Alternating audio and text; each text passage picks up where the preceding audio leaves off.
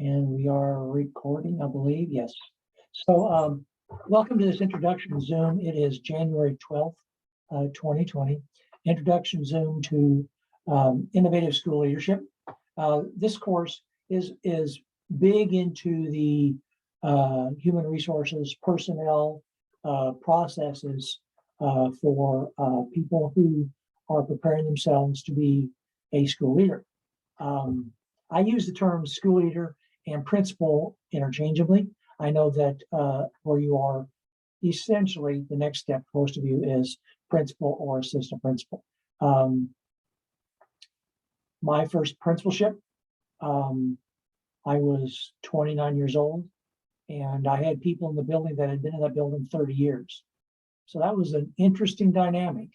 And I didn't know what I didn't know.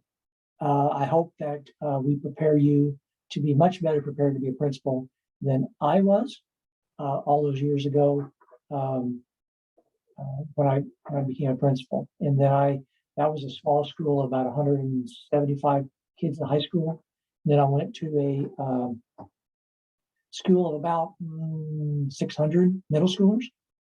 And then I went to an assistant principal of a building of about 1,200. And each building was similar or different in their own ways. And then I was lead principal for a building, a high school of about 1,000. And then I finished out my K-12 world as a career and tech director.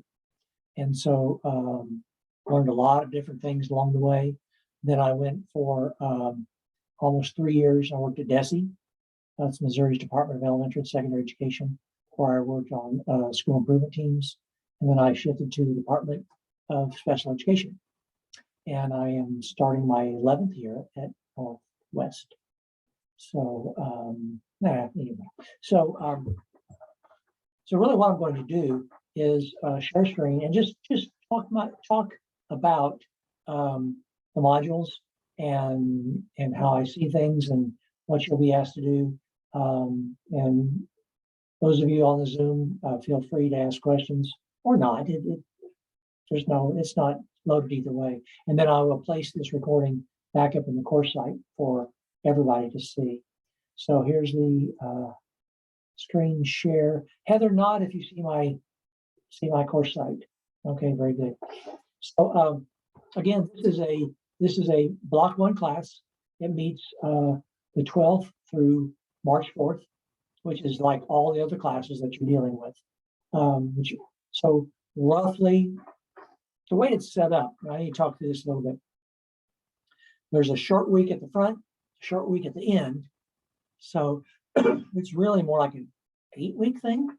So we're front loading it, and I left some days cushion at the end in case we need to add time for assignments or that kind of stuff. My main thing with assignments is that, and yes, I build in the rubric things submitted on time, but I'm also very aware in this world of quarantines and COVID and lockdowns and all, as weird as it is, if you get sick or you have issues, let me know, and we'll cut you tons of slack. And I've had people that have had babies during this time. I've had people who have lost parents during it. And just communicate to me. And there's nothing in this world that is so crucial that we can't work our way around it and make it work. So it's not. I just want you to communicate to me. Now, those of you on the screen right now are in section 80, and that's just by design because I could have sent this invitation out to 100 people because there are 100 people in this whole class, but there are two other instructors that are helping me with it. So I sent this invitation out to 25 some odd people. So really you all are my guinea pigs, because then I will put this into the blueprint site where it pushes out to all the other sections. So those of you in the other sections, you have an instructional coach that you work with. So I encourage you to and your instructional coach is the person that will do the grading of your assignments. I will grade section 80, and I'm leading this whole thing. But make sure if you have a question that you communicate with Mr. Lynn or Dr. Fott first, and they are your first line of communication. It's a little bit like when I had assistant principals. Students would come up to me with an issue or something like that. I said, well, have you talked to so-and-so first? And it's something that you learn as a principal to see if people have used the chain of command or gone through the steps before they come straight to your desk, because they will completely overwhelm you if you don't learn to gently push things out to the people that can do the stuff well. So my assistant principals handled all the discipline in my 8 years of my last high school principalship. I didn't assign a single detention or single in-school suspension to anybody, because I had assistant principals to do that, and that allowed me to also be a level of appeal if the parents if they're dissatisfied. It allowed me to see it firsthand, fresh. But also allowed me to have conversations with kids where I called it my concerned uncle.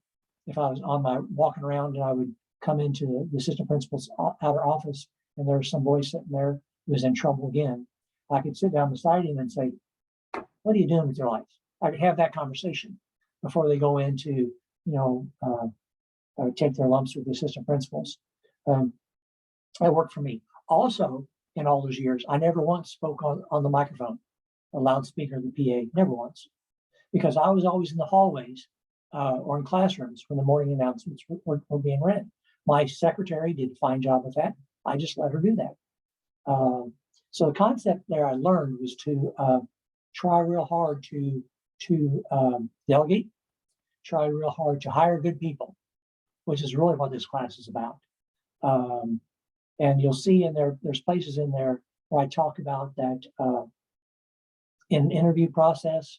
I would get things started, but I always had multiple people in the interview process, because interviewing people is exhausting.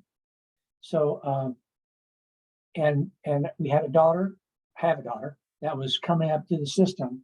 And as we were interviewing somebody, I'd be watching the person across the table, not at the end of the long table, because I set it up that way. A little bit intimidating, that was okay.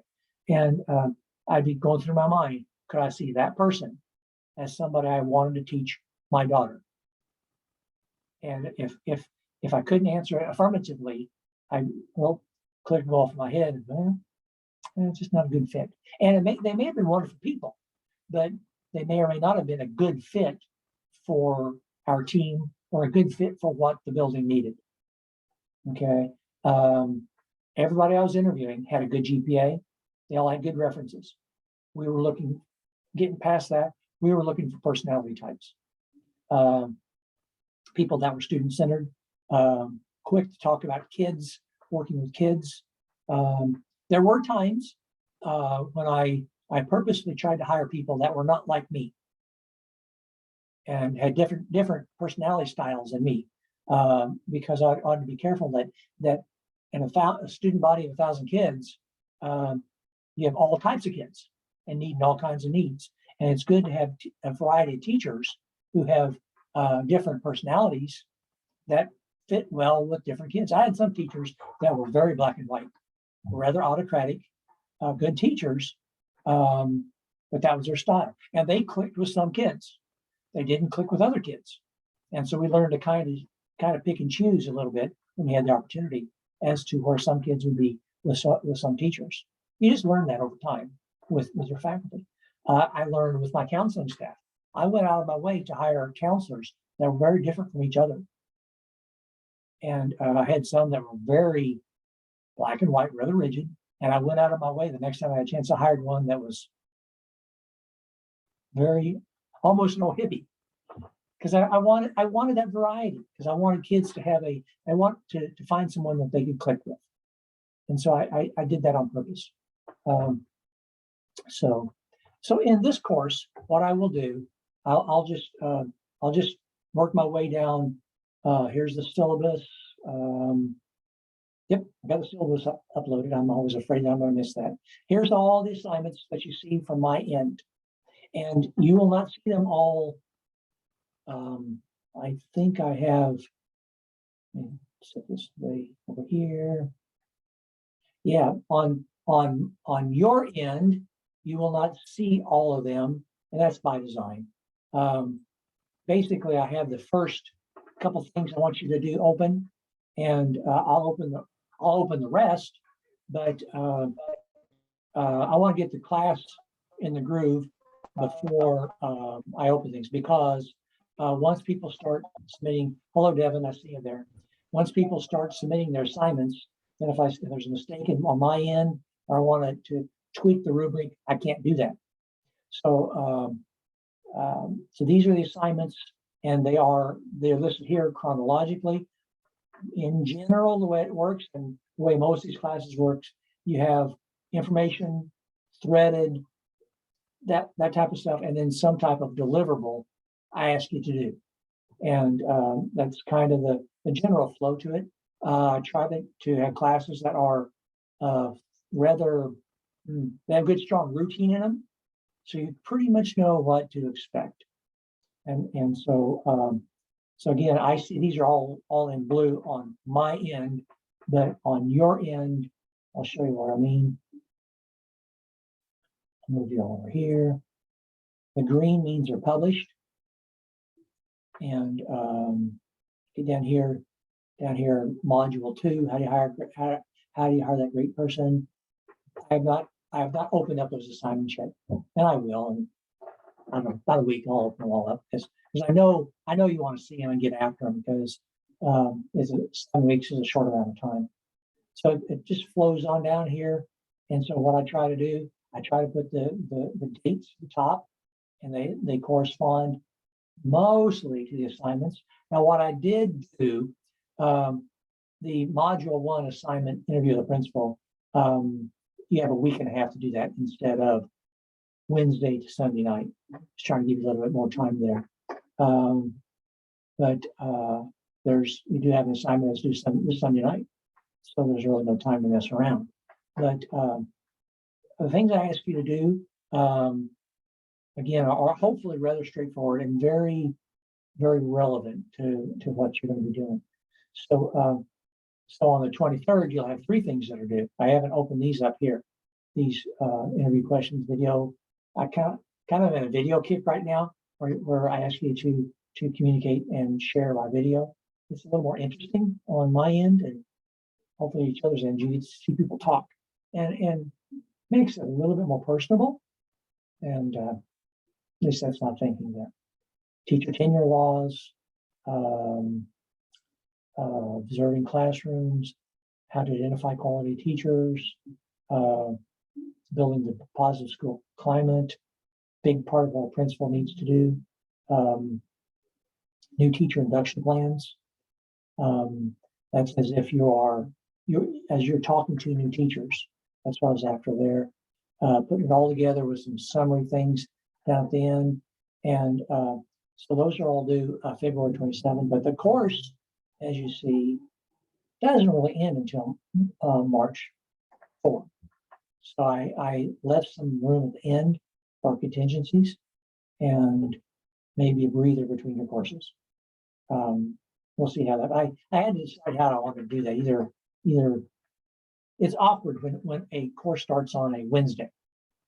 It's easier when it goes Monday, Sunday like that. But anyway, so let's see now. Okay. Now here's something that information on the performance assessment finalized and uploaded during the capstone course.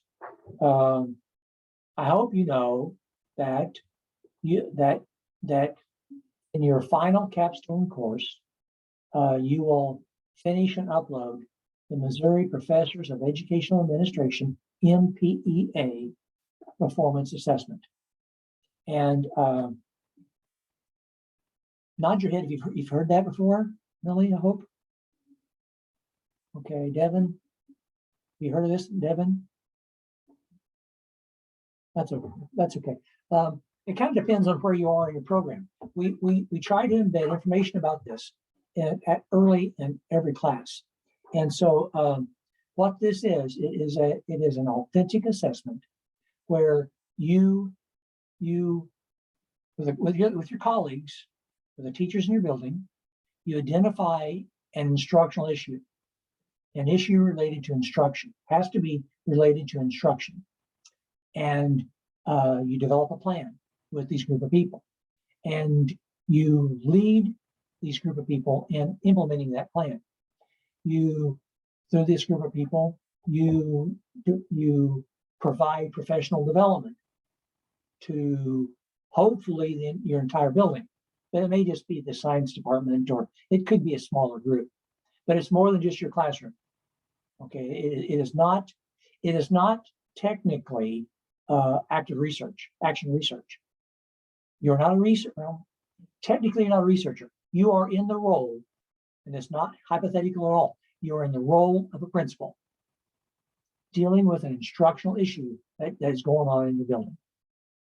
Okay, and I've had people want to do things with PBIS or behaviors. Well, then I say, well, make sure you have to clearly articulate how that is an instructional issue. Okay, it might be something like you want to increase the student engagement of students during the lessons, and you're going to lead a team of teachers in providing Kagan-style professional development, and you're going to do some classroom observations or communications, that kind of stuff. That's an example of a potential instructional issue you may want to sink your teeth into. You might want to do something with peer evaluation or peer observation. And I know in some other classes they talk a lot about peer observation. But my suggestion there is peer observation looking at what in the classroom. Maybe peer observation looking at the level of student engagement in the classroom. Peer observation helping each other look at the level of questioning or the depth of knowledge in the classroom. So peer observation is the bigger hook, but to look for in the classroom is an instructional issue that you want to improve. Okay, and again, it's not hypothetical, and it cannot be done during your capstone course. I will say that again. You do not have enough time in the capstone course to do that. Okay, capstone course is 7 weeks long. Usually the first week is intro, and the last week is follow-up. So you would have 5 or 6 weeks to do this with professional development. You don't have time for that. So the thing, you should be working on it now. Okay, you should work on it through the course of your courses, and it'll be a lot less stressful that way. So you have a team of teachers, you have an issue, and you work on it over a couple months or the rest of this whole semester, and you just work on it, and it just flows, and it flows naturally. Nothing abstract, nothing hypothetical. It is a true performance assessment. It's like more like a portfolio. Okay, now it's called a performance assessment. In my mind, technically it's not, because you get feedback on it. Your professors will give you feedback on it. During the capstone course, if you have me, you submit, there's 4 prompts, 4 steps. You'll submit step 1, and we'll work on it. And I'll make you say, no, not good enough, do it again. So it's really not an assessment. It's more like a portfolio. I'll make you do right. Then you do step 2, and you submit it for points for the class. Say, no, do this, and this.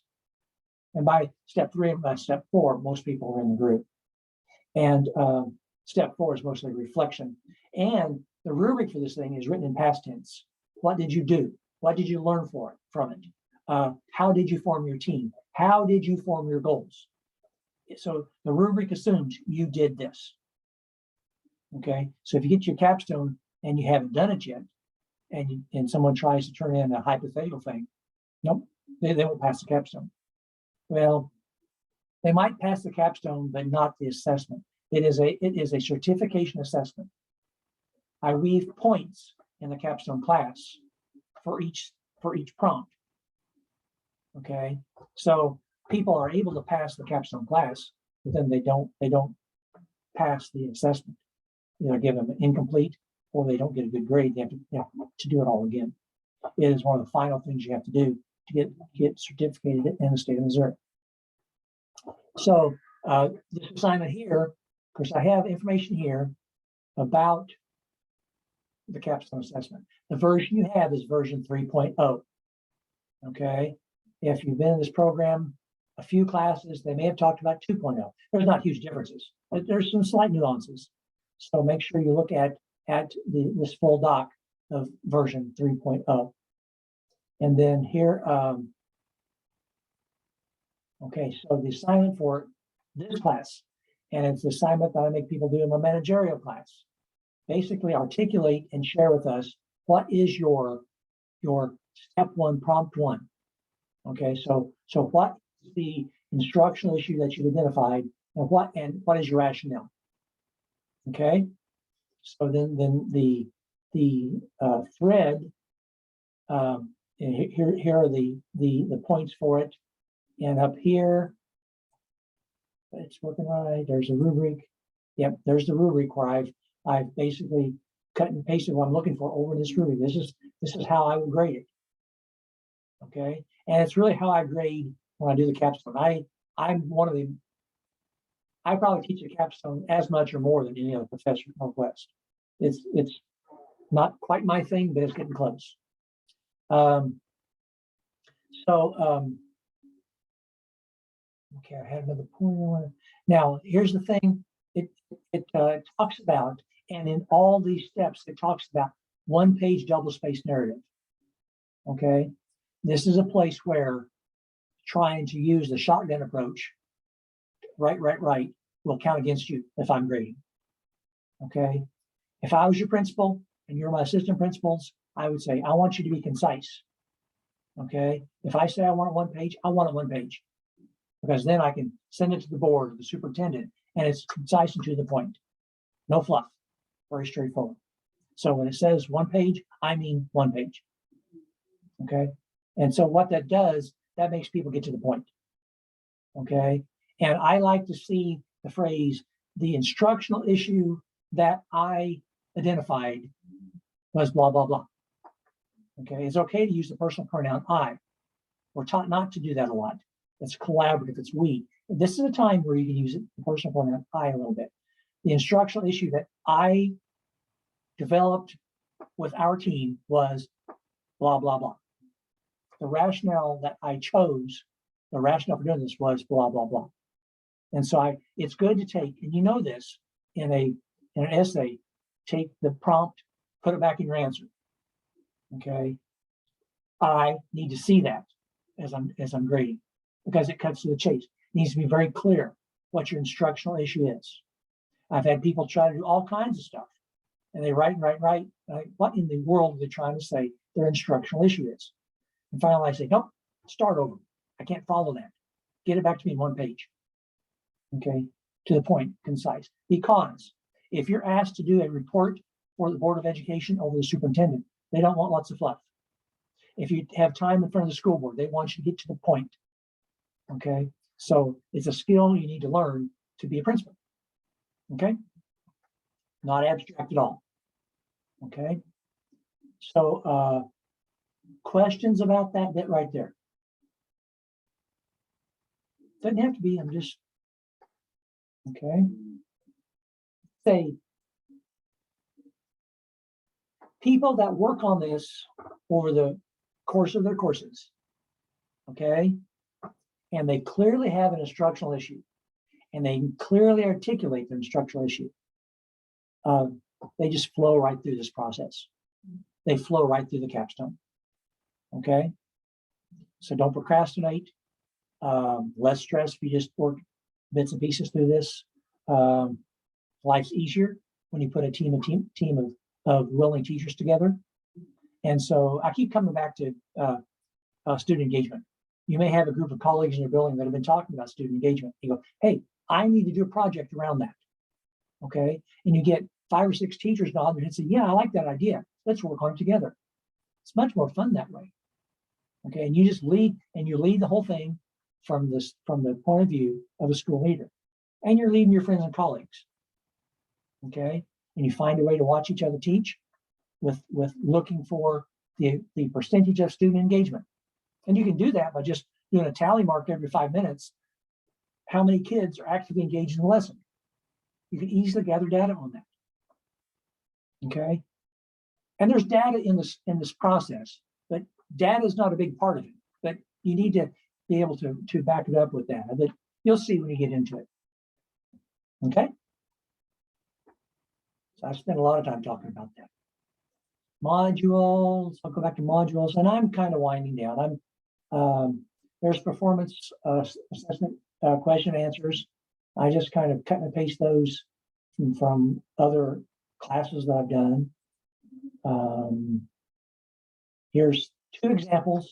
We're calling them examples, 3.0 examples. They are last summer or fall, early fall. I taught the first group of students that were working their way through the 3.0 version. So I didn't expect them to be perfect, but these are strong examples. So for formatting sake, and just to see the whole picture is a big help. So you'll see how they articulate their step one, prompt one. Okay. And so you kind of know what I'm looking for and what I consider strong. They're not perfect. And I'm okay with that. Okay. Their modules. Okay. I'm probably winding down, I guess. And we can do these. We can do an office hour informational Zoom again, and I'll try to do another one sometime. But just to touch base here. Okay. Again, I am very aware that schools are still trying to decide reacting to this next strain, this next variant, and what are they going to do, and so on. Northwest is no different. We're pretty much holding on to our routines that we used early last fall. Northwest, and you all know this. We're expecting a surge when all the college kids get together, and so we're trying to tamp that down as much as we can. It's going to be what it's going to be. So, if you get sick, email me. This class is online. If you feel like keeping up with the work, keep up with the work. If not, communicate to me. I had somebody complete an assignment while she was in the labor and delivery room. I thought, no, I mean, you don't have to do that. You don't have to do that. So, okay. Any questions? Okay. I will stop share and turn off the recording.